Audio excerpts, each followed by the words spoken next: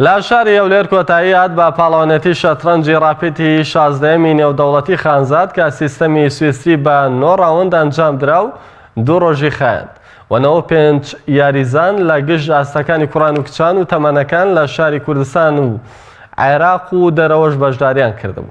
دوای کۆتایهاتنی پاڵەوانێتیەکەش خاوەنی پلەکانی یەکەم خەڵاتکران وەریەکە لە نەمیر ئیسماعیل و ئەحمەد جەزا و غەسان خەتەب با کۆکردنەوەی 7 خاڵوونی و پلەکانی یەکەم تا سێمیان بەدەستێنە.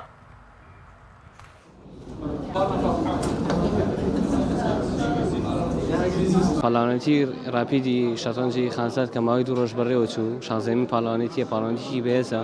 کە زۆر یاریزانی بەهێز بەشدار بوون لە شارە جەرجەکانی عێراق بە تایبەتی لە سلێمانی دۆک و مووسڵ.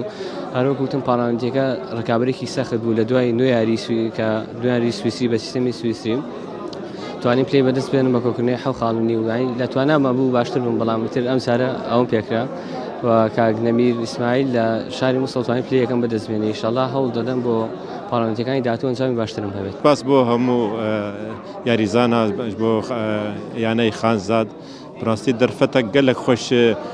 ئەv بتوڵەتانە چێ دەبن پاڵەوانتی چێ دەبن لێرە مشارەکە گەلێکی باش لە هەموو یعنی عێراقی تێن کوردستانی تێن منافسە خۆشە ئەم هێویدارن یعنی گەلێک تەشجیعە ئەv یاری ببێ ئەv لیسکایە گەلێکی ببێ و ئەمش خەڵکی ڕۆژاوانە ئەمژی دەرفەتن دانم سپاسیا خانزاد دەکەم خازیا قەناتی ڕاگەیاندنێ دەکەم کوردستانێک دەرفەتەکە دنمە مەجالە دنمەگە ئەمژی سەرخویان بکەن لەسەر قەناتی ئەعلامی و سلااف و ڕێز ئەم هەیەدارن و گەلێک هێویان هەیە گەلێکی یعنی اهتیمام بڤێلیسکێ ببێ ji ber evaya مساعدت کش حتا خوێندنێ